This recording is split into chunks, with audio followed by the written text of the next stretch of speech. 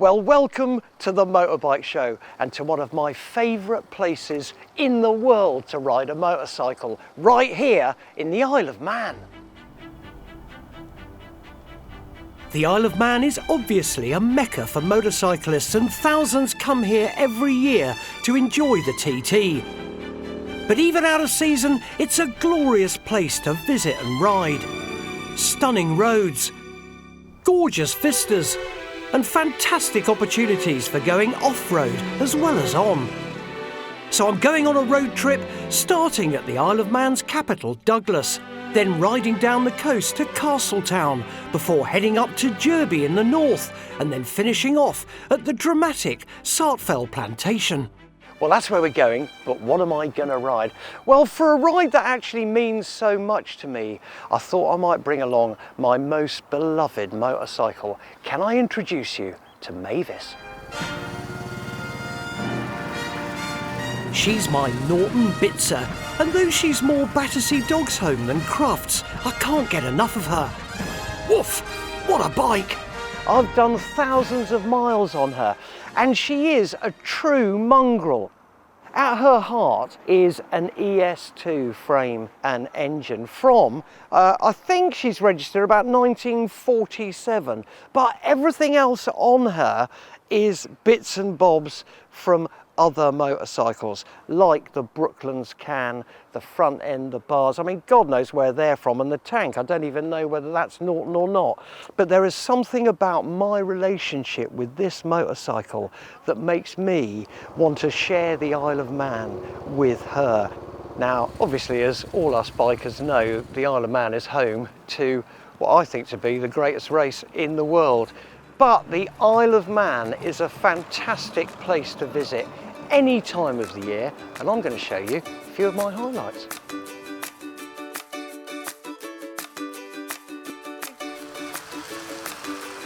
So let's start off here in the capital, Douglas.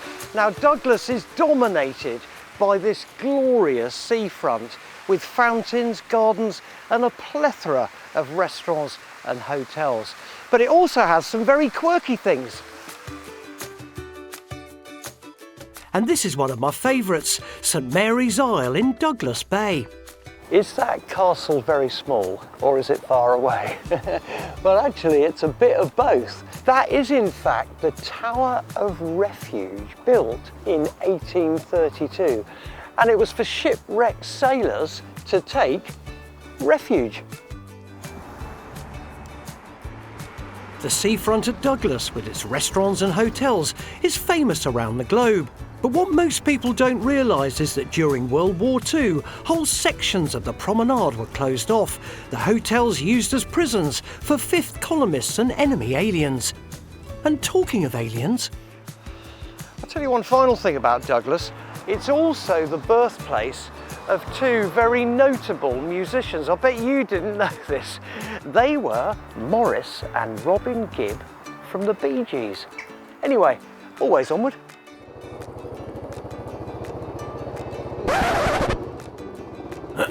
Enough of that. On that distinctly high note, we'll be off before I start singing along. So we're on the circuit, just leaving Douglas. Now, Peter Hickman holds the lap record at 135.4 miles an hour. I'm doing probably 90 miles an hour slower, but I wouldn't want to be anywhere else. Hey! It's just a short 10-mile ride down the coast to my first stop at Castletown, but it's so good to be out here on the open road. I've just left Douglas and I'm heading for Castletown, further down the coast. My ride today is Mavis, my faithful Norton Bitzer. You know, I'm just thudding along on circuit with Mavis. It's something oh so special to me. I don't know how many times I've come here to watch the racing, but every time it gives me goosebumps and it makes me very emotional.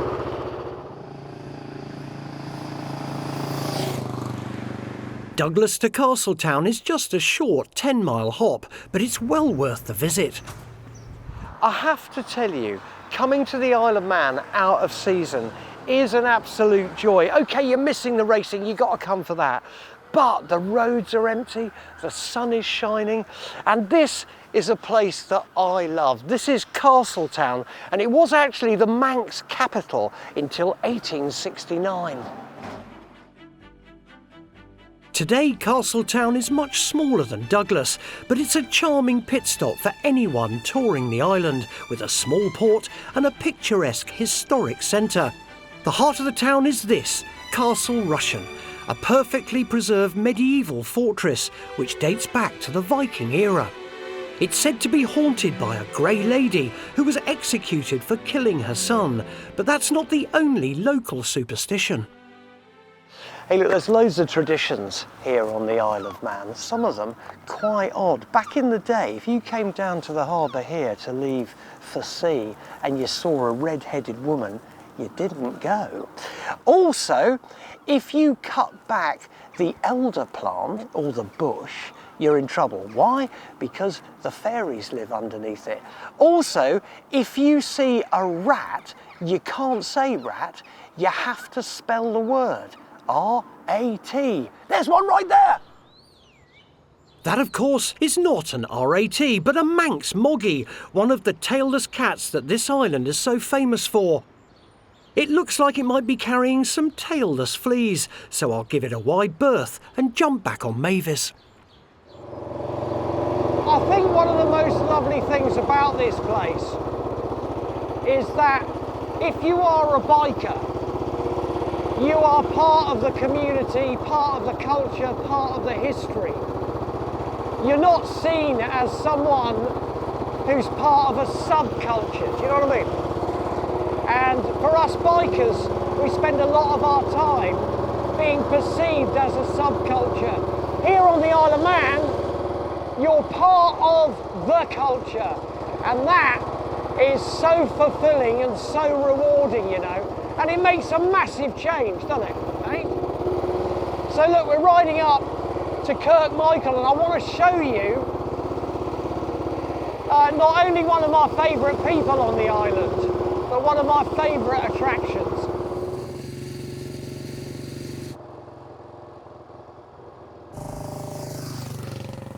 Norton.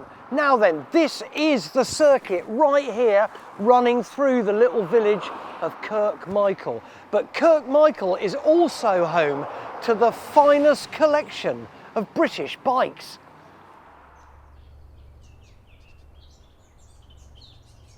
This is the ARE Classic Bike Museum, the personal collection of Tony East. Tony began decades ago and has amassed a huge array of principally British bikes. He's got rows of Triumphs and Nortons, as well as more obscure models such as a Velocette police bike and an Excelsior Talisman. There are a few interlopers like this Italian Motor Guzzi and this German NSU, but if you want to see British motorcycling at its best, this is it. Tony, I have to say, firstly, I'm so thrilled to be back, but secondly, has it got bigger or the bikes got closer together? Yes. Well, they have got closer together and there are more bikes here. And I'm delighted to have you back. Oh, mate, you are sweet. I'll tell you what, though, it is, I kind of feel as though I'm coming home, both on the island and to here, you know? Is that Speed Twin a new edition? No, had that. The great Mick Grant has ridden that. Has he? Guy Martin rode the one in front of it. We're restoring a 350 Gold Star, Yep. right? But all these British bikes, every time I look at them and just immerse myself in them, I kind of sort of take my brain back to those halcyon days, you know, the ton-up boys and all that kind of stuff. Are we looking back in with rose-tinted glasses, perhaps? I think so, because, you know, you say, do they break down? Yes. Do they drop you in it in the most inappropriate time? Yes. But nevertheless, I love the things, and I said they're like my kids. Tony's children include some very rare sleds, but like all parents, sad to say, he can't help but have some favourites.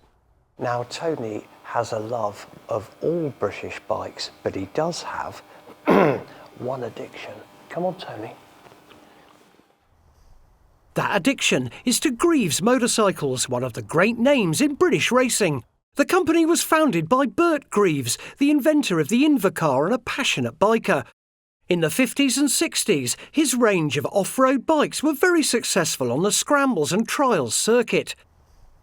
Tony's collection includes prototypes like this model, which Bert thought too fast for public sale, and this pair of police bikes, which were the last ever sleds that Greeves made. When I was 16, I had a Greeves, and it was a tuned 250cc road bike. It was taken to a dealership outside of Peterborough at a place called and the owner phoned my uncle and said, the bike's in, you can come and get it. So I walked 13 miles from my village there with my helmet and my boots and so on, and got to Mr. Howe's, and he said, have you ridden? I said, oh, of course I've ridden, but I hadn't. Anyway, I got on it and said, goodbye, Mr. Howe's, wobbled off towards Warrington. Fortunately, I didn't fall off. By the time I got home, I thought I was an expert. Well, I'm sure you were, mate. Like you do at 16. Yeah, exactly. And back in those days, there was no traffic to really crash into. I dearly love Tony's collection, but it's not the only show in town. A few miles up the road, there's a brand new museum that opened a few years ago. Now, normally, I'm not a great fan of museums, but here at Jurby, I'm going to make an exception.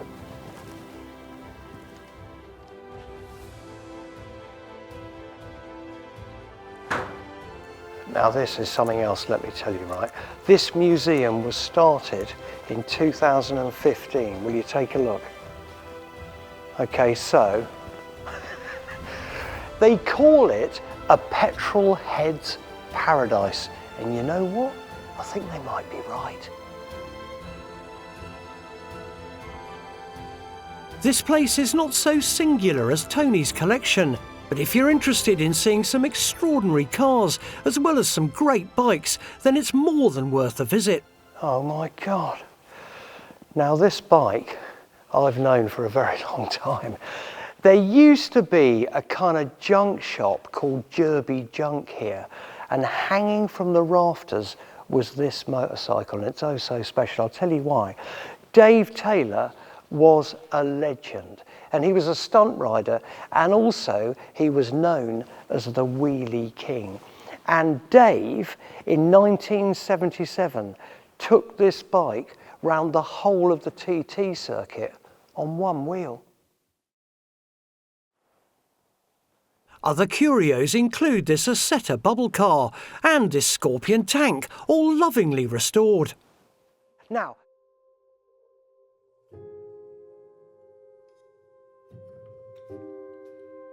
I'm rather deflated because I've got a flat tyre and the valves had it. So consequently, I don't think Mavis is going anywhere anytime soon. Lucky though, I'm going to throw myself against the countryside. So without further ado, here we go.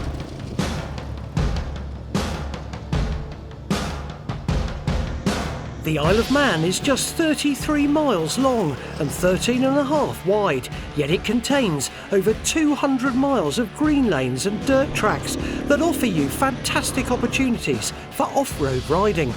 Today I've gone out for a quick spin with Manx Tracks, a specialist company who arrange off-road riding tuition and bike tours. How far did we just do there? A couple of miles. What? Is that it? That's it. I'm holding on with my knees, is that right? Yep. Okay, so letting me hands on the bars be as light as possible. That's good. But are still battered, mate. Colin and his partner Lee work all over the island, and if the rest is as good as this, I'm staying. We've got loads of tracks available on the Isle of Man. We can probably do about 100 miles in a day, and we can probably do 2 days north and then south. As long as you've got a bike licence and insurance and tax, then you're permitted to ride these. Yeah, but you have to have a bike licence. You can't ride as a learner over here. Someone like me, obviously, when you turn round for the first time, you're going to realise what talent I have. Hey? So for an amateur, just a rookie, a novice, what kind of tour would there be? I mean, not 100 miles, surely. We'd probably still do 80 or 90 miles. What? We do the easiest lanes Okay. in the easiest direction, and it's totally focused on your ability. Is it about confidence? Confidence is huge towards the ability of riding the lane. Yeah, I'm Huge sure amount, it is. yeah. Because, you know, I hit a rock, right? And I thought, oh, this is it. And then I managed somehow to correct myself. But the key is looking ahead, isn't it? Look ahead as and far let as you that can. sixth sense take Yeah. over to get you through. Yeah. And that's all about confidence, isn't it? We have groups that come out and they're not very confident in the morning for the first hour, so we'll take it easy. And by then they get used to the lanes and the bikes and they really enjoy the whole day. So it's tailored totally to you. I've borrowed a KTM while Colin is on his Suzuki. There are several hire companies on the island, but a lot of people bring their own bikes. Ferries are regular and fairly cheap out of season, so that'll cut your costs. Remember also to take some deep heat cream and a few spare hip joints. I thought I was saddle fit. I'm obviously not. Now, if you're coming to the Isle of Man, whether it's to do a little bit of road riding or off-roading, please come whatever time of year it is. To me anyway, it's a very spiritual place.